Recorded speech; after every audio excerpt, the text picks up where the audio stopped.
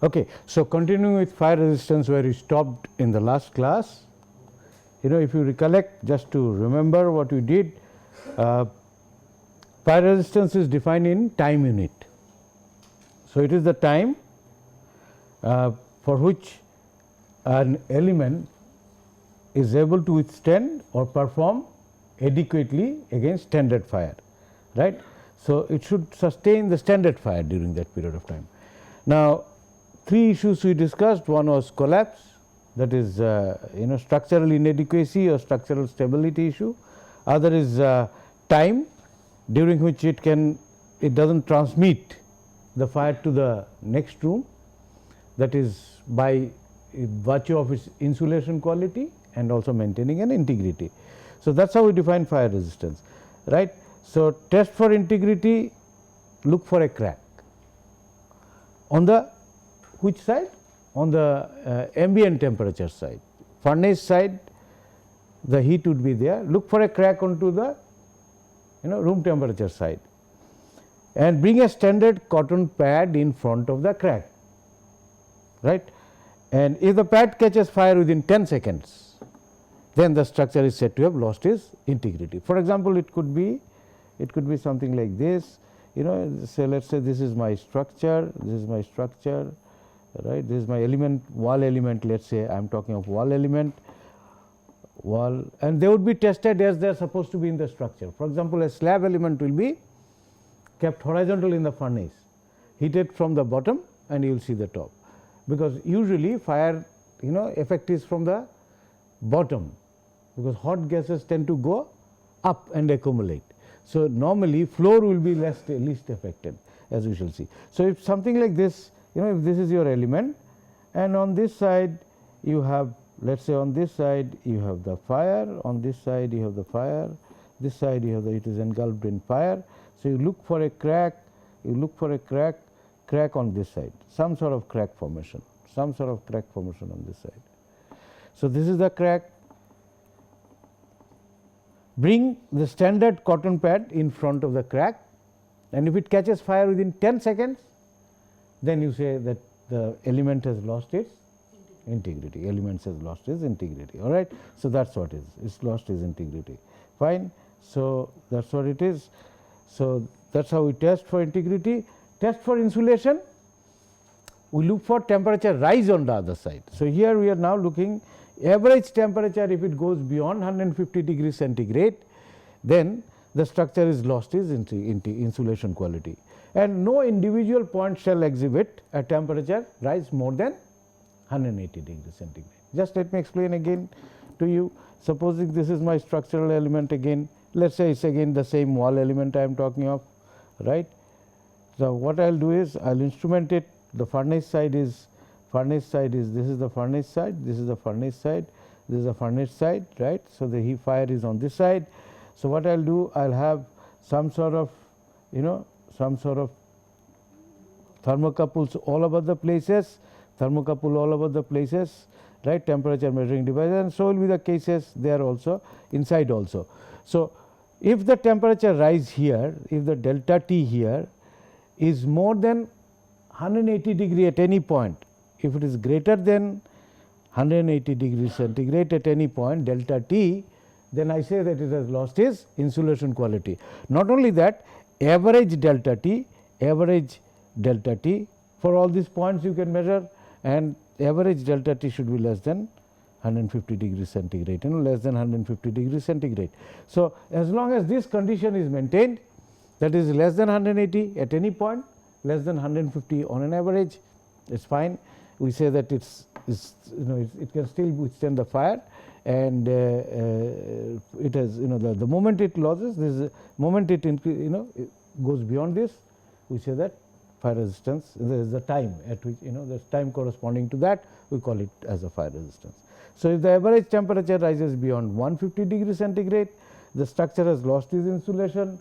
No individual point shall exhibit a temperature rise more than 180 degrees centigrade. So that is the idea. So that's how we define. So you got to have a furnace, large furnace. Now other day a query was there that how do I handle it for structures. As I said that Standard fire we have devised because fire from space to space will vary. So, therefore, we have to devise standard fire and define, and they are all relative measures. So, an element performs well and another element does not perform so well, that we can talk about, but it is quantified in terms of the time. So, in order to actually how much fire resistance do I require for a given space? Let us say this room, the room you are sitting, how much fire resistance do you need for this room? So, if you want to find out, because this room will have fire which will be different than the standard fire, So, we talk in terms of a concept called fire severity. Now, as I said, to affect why fire severity, how do we define actually? Let us say what is the logically how should we define? Well, one thing is the temperature. How much peak temperature it is attained, because as I said, either human body or materials, they sustain the temperature. If the subject is a very high temperature, it would get damaged instantaneously. So, one is the temperature, other is the time of exposure. So, both these aspects are taken into account. So, it is talked, and if I want to take it over a small delta t, small delta t period of time, sum it up the effect, then I should be integrating. So, area under the time temperature curve is what is defined as fire severity. So, two fires are said to be equally severe if their areas under the time temperature curve is same, right. Now, real fires will vary, that is what we have seen, that we saw that it was something like this, maybe it will go like this, and standard fire goes something like this. So, area under these two, as long as if they are same. So, now if this is the area, or let me have my own diagram which is already there existing here, right. So, the area under the curve has to be same.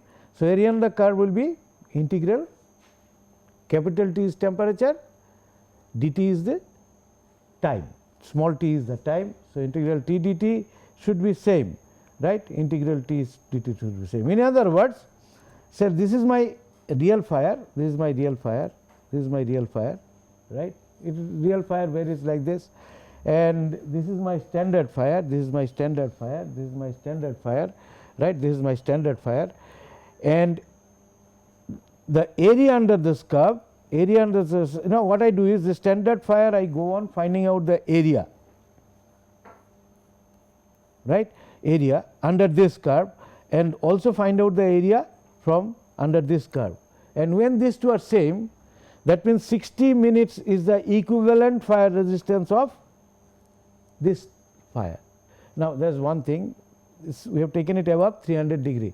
See, generally either it is material 300 or 150, some datum level we take, we do not take ambient, because generally as we shall see, materials their effect, they are not, let us say concrete, it doesn't nothing happens to it till say about 200 300 degrees centigrade. Steel, nothing happens to it till 200 300 degrees centigrade, right. 200 degrees centigrade would be a good statement. Human being, of course, exposed to 250 degrees centigrade for a very short period is very dangerous, but even then it can lead to fatality, but then human being we expect they will escape out, they will go out of the space. So, anyway, some datum level we take, and above this which could be 150 degrees, somewhere you will find 150 degrees, somewhere it is 300 degrees centigrade, and then you start finding out the area under, the area under this curve, actual fire. Now, actual fire, how will you estimate? Okay, there are models available. We will see that as empirical, at least empirical model we can look into, but that we will look later on. So, if I know the area under this curve, now go on finding out the area under the standard curve, so this is the area, and let us say at 60 minutes this becomes equal, then required fire resistance for this real fire would be 60 minutes. That is what it is.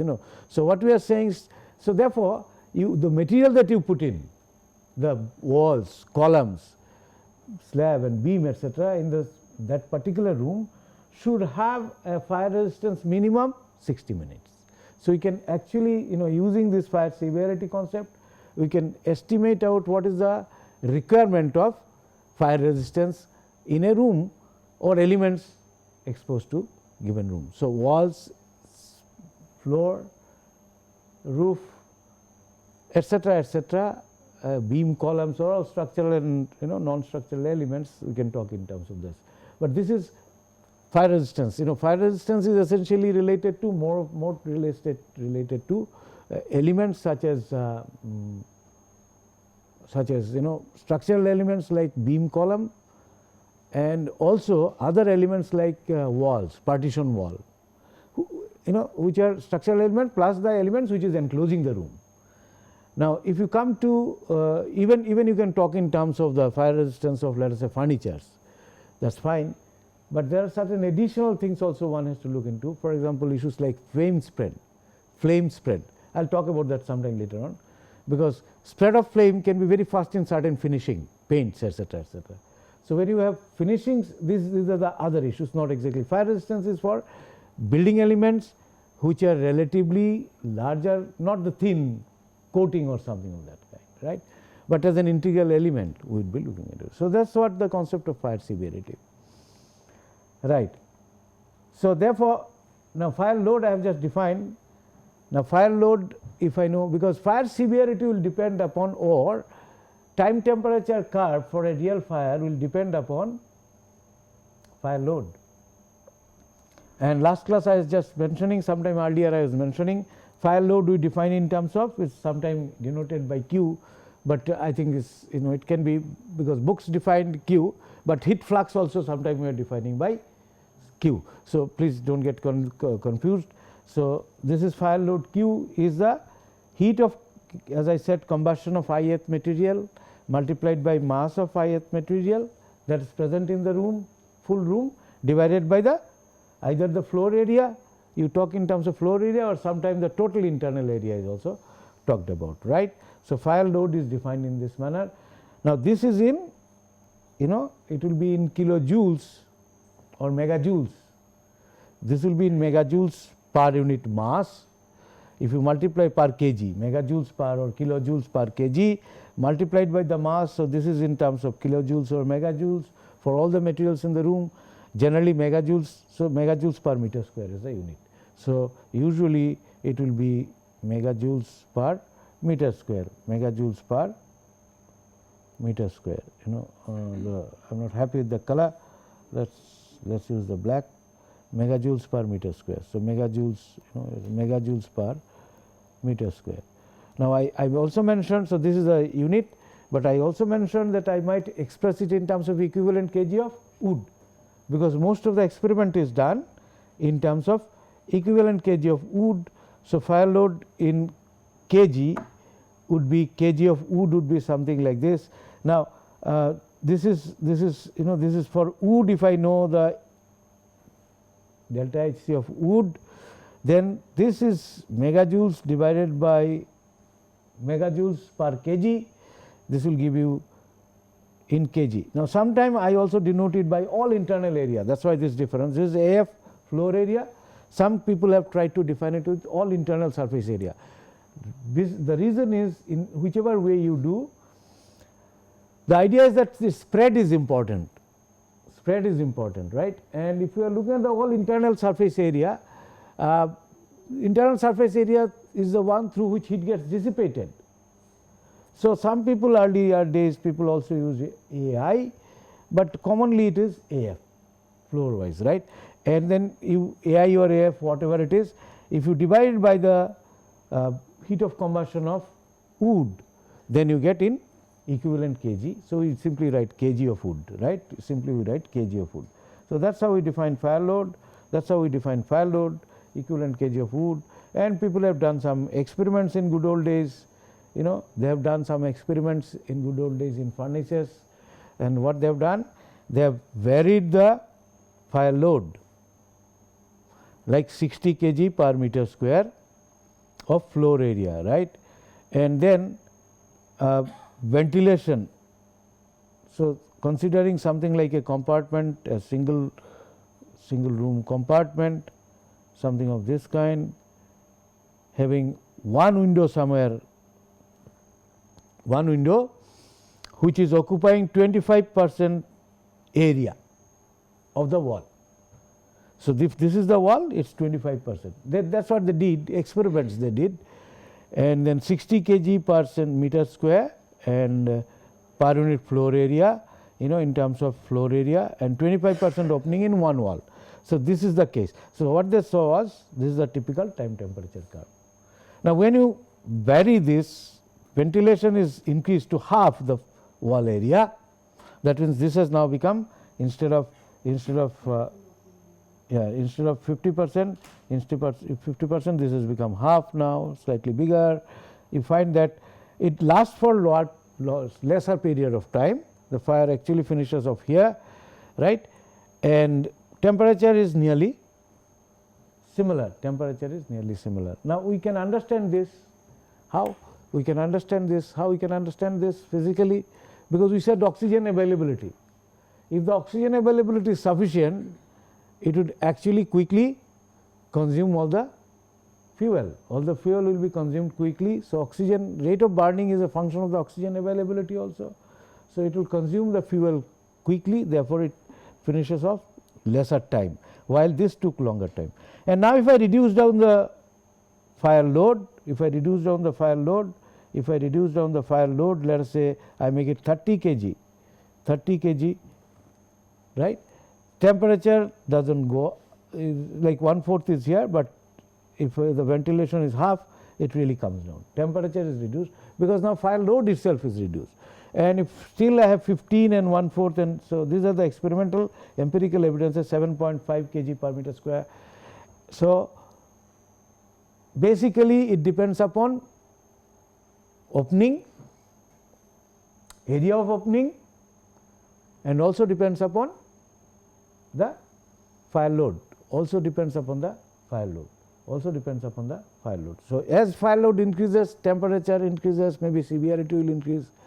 As ventilation condition is lower, up to certain level, severity may be more, beyond certain point, severity may be lower, because it will burn out faster, time will be less. So, these are the kind of empirical experiment done on furnaces, experimental work done on furnaces, right, and then somebody would have fitted an empirical equation to this.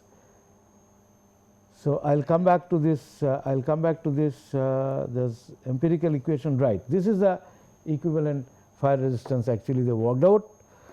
Now, what was done is, you see this, they defined a factor called, just a minute, maybe I have this is a calculation, but maybe I'll just tell you this formula first. What they have done is they have fitted an expression to this, they have fitted an expression to all this. So, that means my fire resistance required, equivalent fire resistance required, T equivalent is a function of fire load, and it is also function of ventilation area. Now, what is ventilation area? Height of the window multiplied by width of the width of the window. So, that is the ventilation area, right. But people did something more, because this is related to per unit area, floor area, or if in this empirical equation actually they used all internal area. So, area is already taken care of this, but here I got to take care of the area also, because it will be a function of the area, as we have seen, function of the area, how much is the area corresponding to that wall. So, this they call it, something is called an opening factor, ventilation factor and opening factor. Now, it has been found that area of the window multiplied by h to the power half, right. We will derive this actually, so that we have better physical understanding. H to the power half is what is called ventilation factor, and if I divide this by total area AI, I call it opening factor. At the moment I will go more details into it, because it might appear to you that suddenly it is coming from where, but we will derive this, we will give the physical basis. You see, area of the window we have found out that is important, and per unit total proportion of the area compared to total area, this is important, this we have already seen. Why h to the power half? Because top half, through top half hot gases go out, through the bottom half air comes in, if it is a single window situation that I talked about. So, last class I was just mentioning the top half hot air will go out and bottom half fresh oxygen will enter. So, there is something to do with this H, right, and it is actually related not straight away half H or something, not linearly, but to the power square root of that. We will see that actually, we will just see that. So, but the equation that was found out, was something like this. This is the equation, equation that was found out is T equivalent fire resistance. They actually then equated that. Now, equated what? The estimated fire you could find out, right, either theoretically, here earlier it was empirical experimental found out, or theoretically you can find out. We will see the how people find out theoretically. Then find out the area under this curve and the area under the standard fire curve, which is equal to the area under this curve. That means, find out the equally severe standard fire up to particular time, because standard fire is perpetual, it goes on increasing, it doesn't it doesn't extinguish, it is a continuously increasing with temperature curve. So, therefore, standard fire, since it is continuously perpetually increasing type of curve, somewhere at some time you got to fix it and find out the area under that curve, and when this area matches with the area under real curve, that is we are calling as equivalent fire resistance. So, they empirically not only done this empirical experiment and also tried to find out the equivalent time or equivalent fire severity, equivalent fire, I mean the equally severe fire in terms of the time. So, that is how this expression came into being. That means, this time TE stands for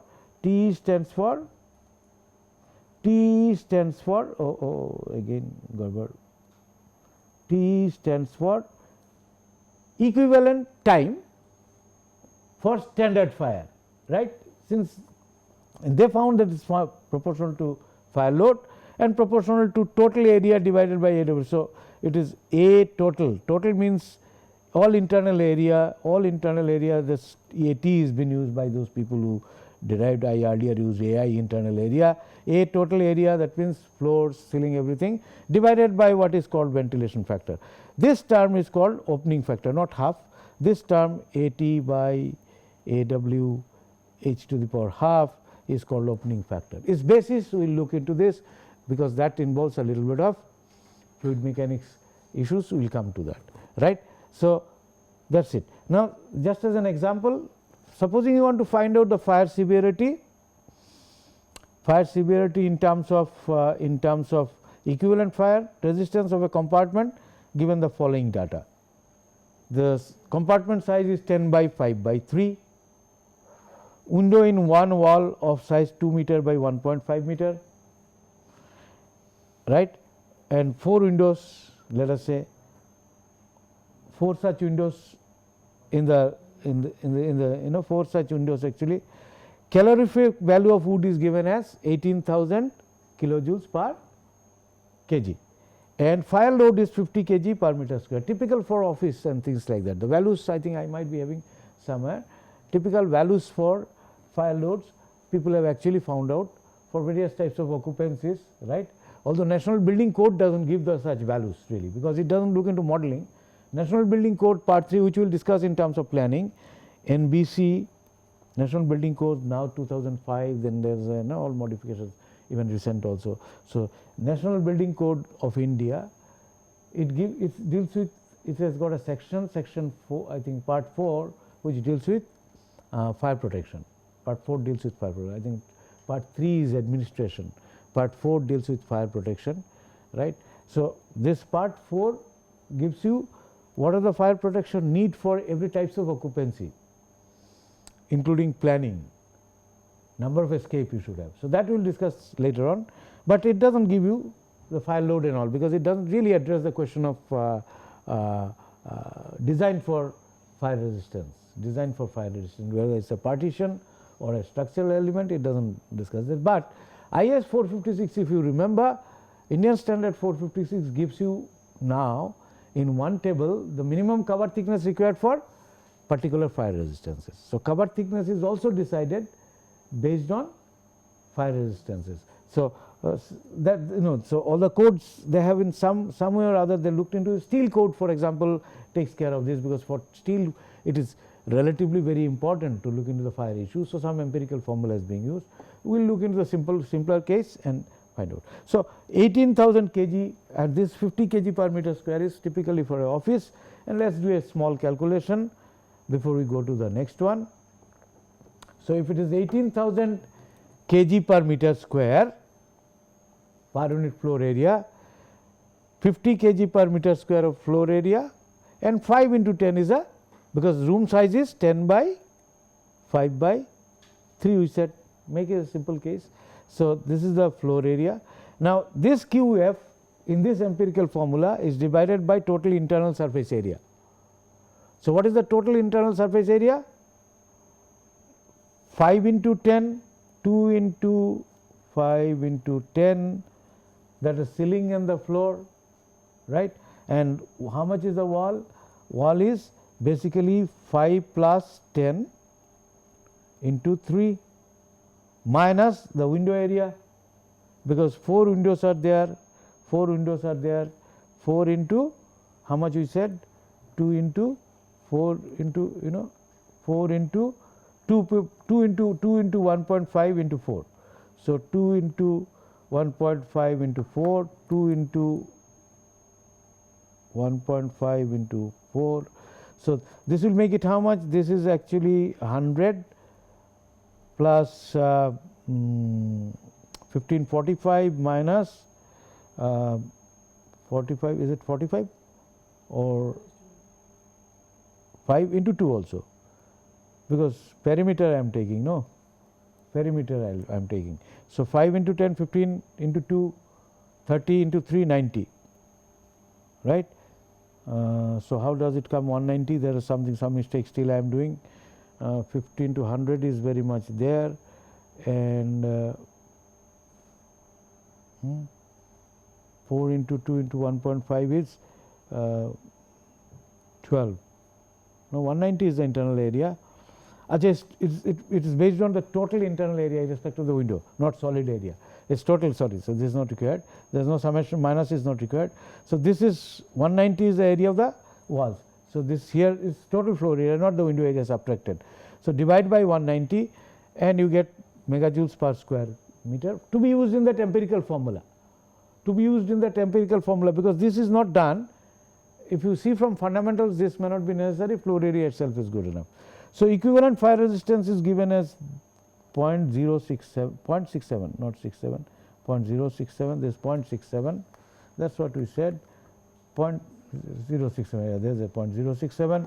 So, if you multiply it by 0.067 multiplied by this is 236.5, a total area is 190 divided by area of the window, and height is 1.5. So, area of the window is 4 into 2 into 4 into 2 into 1.5, that makes it 12, right, that makes it 12. So, this is 12, and h to the power half is square root of 1.5 to the power half, it comes out to be 57.05 minutes.